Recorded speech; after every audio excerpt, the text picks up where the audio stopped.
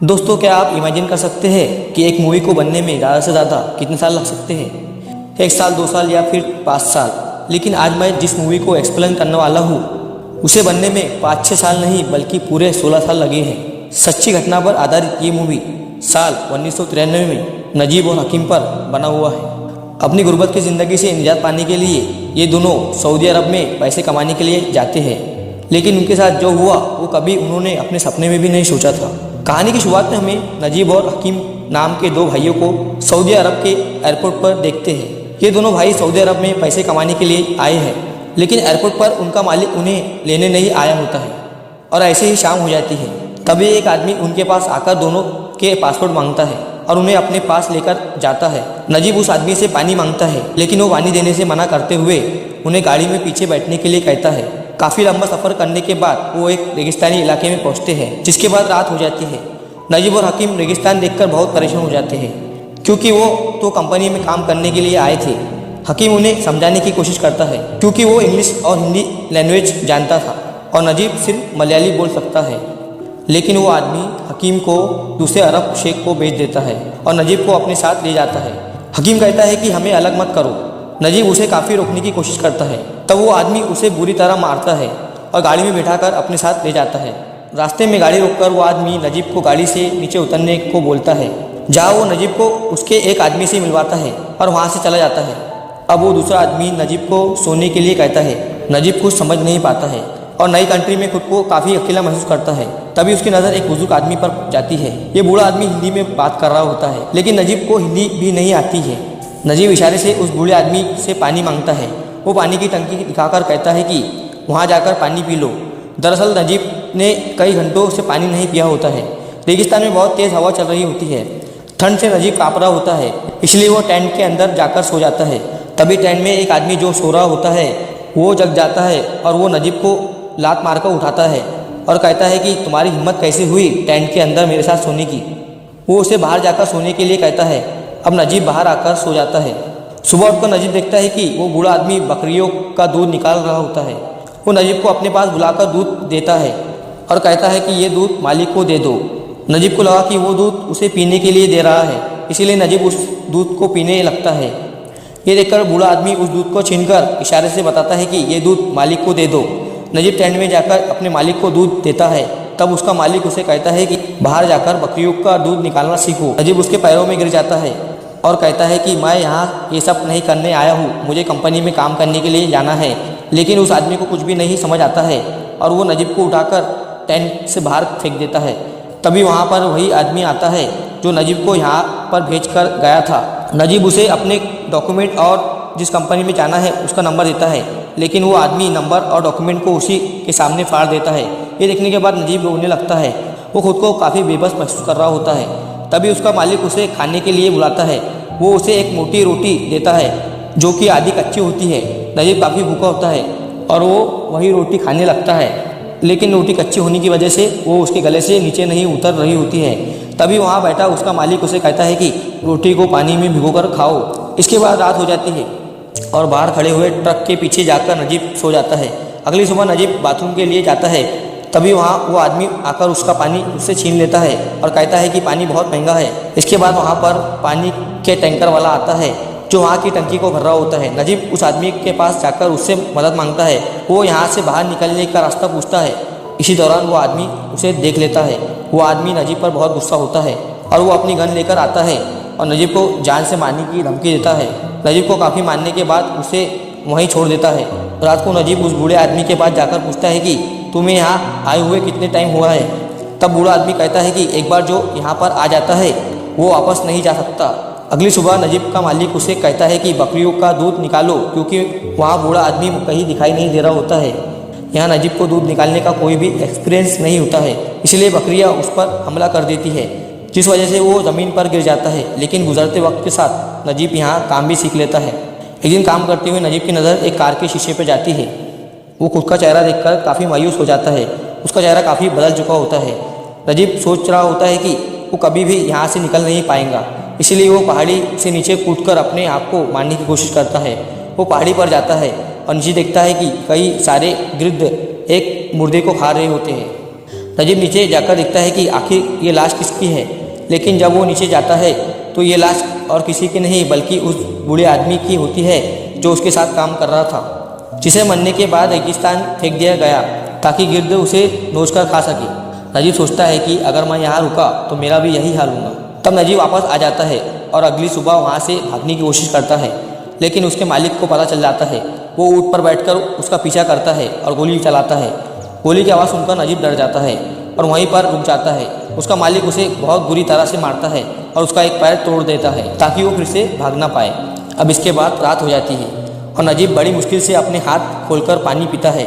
यहाँ पर काफ़ी समय बीत जाता है और हम देखते हैं कि नजीब को काफ़ी वक्त गुजर चुका होता है। एक दिन वो रेगिस्तान में भेड़ों को चरा रहा होता है, तभी अचानक बारिश होने लगती है। नजीब अपनी बकरियों को लेकर एक गुफा के अंदर सहारा लेता है। कुछ देर बाद उसे एक आवाज़ सुनाई देती है और वो गुफा से बाहर निकलकर उसी आवाज़ की तरफ जाता है। कुछ दूरी पर उसे एक आदमी दिखाई देता है। यहाँ पर ये आदमी कोई और नहीं बल्कि वो नजीब का भाई हकीम होता है। ये दोनों एक दूसरे के गले मिलकर बहुत रोते हैं। दोनों को अपनी आंखों पर यकीन नहीं होता है कि कई सालों से ये दोनों गुलामी की ज़िंदगी जी रहे होते हैं। हकीम बताता है कि मुझसे कई जगहों पर काम करवाया गया है और काफ़ी टॉर्चर भी किया गया है। तभी दूर से एक गाड़ी आकर खड़ी हो जाती है। हकीम कहता है कि मेरा मालिक आया है। इसके बाद हकीम वहाँ से चला जाता है। अगली सुबह नजीब जब ऊँट लेकर जा रहा होता है तब वहाँ पर हकीम आता है और उसे एक चिट्ठी देकर चला जाता है। नजीब उस चिट्ठी को पढ़ता है जिसमें लिखा होता है कि मैं जहाँ काम करता हूँ वहाँ इब्राहिम नाम का एक आदमी है जो यहाँ के सारे रास्ते जानता है और वो हमारी मदद करने के लिए तैयार है। हम उसकी मदद से यहाँ से भाग सकते हैं। कुछ दिनों के बाद नजीब, हकीम और इब्राहिम एक जगह पर मिलते हैं। इब्राहिम बताता है कि कुछ दिन बाद बड़े मालिक की बेटी की शादी है और सभी लोग वहाँ जाएंगे। ये दिन सही रहेगा हमारे लिए यहाँ से भागने के लिए। इसके बाद काफ़ी टाइम गुजर जाता है और शादी का दिन आ जाता है। नजीब को उसका मालिक बोलता है कि मैं 2 दिन के लिए शादी में जा रहा हूँ और तुम यहाँ भेड़ों का ख्याल रखोगे। उसके जाने के बाद नजीब सबसे पहले नहाता है क्योंकि वो कई महीनों से नहाया नहीं होता है। इसके बाद वो वही कपड़े पहनता है जिन कपड़ों में वो यहाँ आया था, लेकिन उसकी पैंट काफ़ी लूज हो चुकी थी, इसलिए वो रस्सी को बांधकर पैंट पहनता है। अगले दिन नजीब भेड़ों को चारा देता है और कहता है कि मैं यहाँ से जा रहा हूँ और कभी भी वापस नहीं आऊँगा। तभी हकीम और इब्राहिम वहाँ पर आते हैं। इसके बाद तीनों यहाँ से निकल जाते हैं। अब सफ़र करते करते इनको रात हो जाती है। तीनों काफ़ी थके होते हैं। रास्ते में वो देखते हैं कि एक काफिला आराम कर रहा है। इब्राहिम उनके बाद पानी के लिए जाता है, लेकिन वहाँ बैठा आदमी उन पर गोलियाँ चला देता है और तीनों वहाँ से भाग जाते हैं। इसके बाद सुबह हो जाती है। हकीम और नजीब इन दोनों को बहुत प्यास लग जाती है। हकीम इब्राहिम से पूछता है रास्ता कहाँ पर है, यहाँ तो चारों तरफ रेगिस्तान ही रेगिस्तान है। तब इब्राहिम कहता है कि हम रास्ता भटक चुके हैं और गलत साइड में बढ़ रहे हैं। कुछ देर बाद हकीम देखता है कि एक ऊँट पानी पी रहा है। वो पागलों की तरह उस तरफ भगता है। इब्राहिम कहता है कि वहाँ पानी नहीं है, ये सिर्फ तुम्हारा वहम है। हकीम जब वहाँ पर पहुँचता है तो वो देखता है कि वहाँ पर एक मरा हुआ ऊँट पड़ा होता है। ये तीनों फिर से आगे बढ़ने लगते हैं और एक जगह नमाज पढ़ने के लिए रुकते हैं। तभी कई सारे रेगिस्तानी जहरीले सांप रेत से बाहर निकलते हैं। इब्राहिम हकीम को खींचकर बचा लेता है, लेकिन नजीब का पैर टूटा हुआ होता है जिसकी वजह से वो तेज़ी से भाग नहीं सकता। इसलिए उसे इब्राहिम कहता है कि हिलना मत, चुपचाप खड़े रहो। यहाँ पर सांप नजीब के पैरों के ऊपर से गुजर जाता है। नजीब के पैरों में छाले पड़ जाते हैं। इस वजह से वो आगे नहीं बढ़ सकता। इसलिए इब्राहिम अपनी जैकेट निकालकर उसके पैरों में बांध देता है। कुछ देर आगे चलने के बाद ये दोनों भाई फिर से गिर जाते हैं क्योंकि कई दिनों से इन लोगों ने पानी नहीं पिया होता है। इन सबको बेहद प्यास लगी होती है, लेकिन इब्राहिम इन दोनों को हिम्मत देता है। हकीम काफ़ी थक चुका होता है और उसे इब्राहिम अपने कंधों पर उठा लेता है, लेकिन कुछ देर के बाद नजीब भी नीचे गिर जाता है। दोनों भाइयों को होश नहीं होता है, इसलिए इब्राहिम उन्हें अपना पसीना पिलाते हैं। फिर तीनों आहिस्ता आहिस्ता आगे बढ़ते हैं। कुछ देर आगे बढ़ने के बाद हकीम को होश आने लगता है। उसे शहर दिखाई देता है। वो भागने लगता है और चिल्लाते हुए कहता है कि हम पहुंच गए। वो भूख के मारे रेत खाने लगता है। नजीब उसे संभालने की कोशिश करता है, लेकिन वो नजीब को भी धक्का देकर वहाँ से भागने लगता है और आगे गिर जाता है। उसके मुंह से खून आने लगता है। नजीब अपने भाई को बचाने की कोशिश करता है, लेकिन हकीम की सांसें रुक जाती है। तभी रेगिस्तान में एक खतरनाक तूफान आता है। इब्राहिम नजीब को बचाकर आगे ले जाता है, लेकिन वो दोनों तूफान की लपेट में आ जाते हैं। कुछ देर के बाद तूफान भी थम जाता है। इब्राहिम और नजीब जिंदा होते हैं। नजीब खड़ा होकर अपने भाई को आवाज़ देता है, जिसकी डेड बॉडी तूफान में ढक जाती है। इब्राहिम नजीब को कहता है कि अगर हमें जिंदा रहना है तो आगे बढ़ना होगा। इसके बाद ये दोनों आगे बढ़ने लगते हैं और सफ़र में चलते चलते इनको शाम हो जाती है। तभी इन्हें पेड़ और पानी दिखाई देता है। दोनों उस तरफ पागलों की तरफ दौड़ते हैं, लेकिन इब्राहिम नजीब को पानी पीने से रोक देता है क्योंकि ये पानी जहरीला भी हो सकता है। इब्राहिम में कपड़े को गीला करके नजीब को पानी पिलाता है और खुद भी पीता है। वहाँ पर इन्हें एक खाली बोतल भी मिलती है, जिसकी मदद से वो एक धुन बजाता है। कुछ देर बाद इन्हें आसमान में परिंदे दिखाई देते हैं, जिससे इन्हें समझ आ जाता है कि किस तरफ जाना है। वो दोनों उसी साइड की तरफ जाने लगते हैं जिस तरफ से परिंदे उड़ रहे होते हैं। अब रात होने वाली होती है और नजीब की हालत काफ़ी ख़राब हो चुकी होती है। रात को वो वहीं सो जाते हैं तो वो दिखता है कि इब्राहिम वहाँ पर नहीं है। तभी उसे पानी की बोतल वहाँ पर दिखाई देती है जिसे इब्राहिम रखकर चला गया होता है। और अब रेगिस्तान में नजीब अकेला आगे बढ़ता है। भूख और प्यास ने उसे बेहाल कर दिया होता है। उसके पैर में काफ़ी दर्द होता है। वो पानी की बोतल निकालकर पानी पीता है। तभी वहाँ पर उसे गाड़ियों की गुजरने की आवाज़ आती है और वो उसी साइड में भागने लगता है। वो देखता है कि वो हाईवे पर पहुँच चुका है। वो हाईवे पर काफ़ी देर तक मदद लेने की कोशिश करता है और उसे वहाँ पर शाम हो जाती है। वो उससे गुजरती हुई गाड़ियों को रोकने की कोशिश करता है लेकिन पूरी रात खड़े होने के बाद भी वहाँ पर कोई नहीं आता है। अगली सुबह नजीब सड़क के बीच में से आगे जा रहा होता है। तभी एक कार उसके पास आकर रुकती है। ये कार एक शेख की होती है। शेख उसे अपनी गाड़ी में बिठाता है और पानी पीने के लिए देता है। वो शेख शहर में आकर नजीब को एक इंडियन होटल के सामने छोड़ देता है जहाँ एक मालिक बहुत अच्छा होता है जो भटके हुए आदमियों की मदद करता है। वो नजीब को नहलाता है, उसके बाल भी कटवाता है। नजीब की तबीयत काफ़ी ख़राब होती है इसीलिए वो वहीं पर डॉक्टर को बुलवा कर उसकी ट्रीटमेंट करवाता है। नजीब पूरी तरह आराम करता है और वो काफ़ी ठीक महसूस कर रहा होता है। होटल का मालिक नजीब को कहता है कि तुम्हारे दिए हुए पते से तुम्हारी फैमिली के साथ कॉन्टैक्ट हो चुका है। इसके बाद वो नजीब की फैमिली से उसकी बात करवाता है। नजीब अपनी फैमिली से बात करते हुए बहुत रोता है। इसके बाद नजीब को पुलिस स्टेशन लिया जाता है ताकि प्रोसेस होने के बाद उसे इंडिया वापस भेज दिया जाए। इसके बाद नजीब को पुलिस स्टेशन बुलाया जाता है।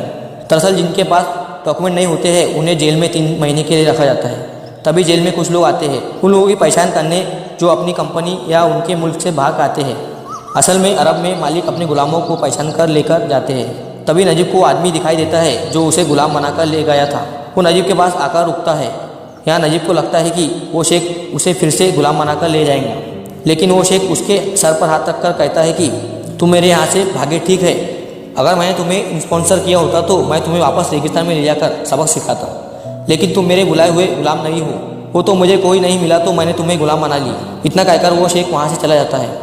नजीब काफ़ी डर जाता है। तभी उसके पास में खड़ा हुआ आदमी उसे बताता है कि उसने तुम्हें स्पॉन्सर नहीं किया था इसलिए वो चला गया, लेकिन तुम गलत वीज़ा पर आए थे इसलिए तुम उसके जाल में फंस गए, लेकिन अब तुम अपने घर वापस जा सकते हो।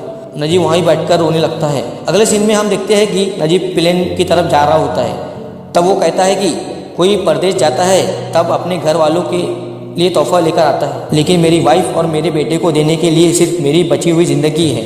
इन्हीं लाइन्स के साथ इस मूवी का दी एंड हो जाता है।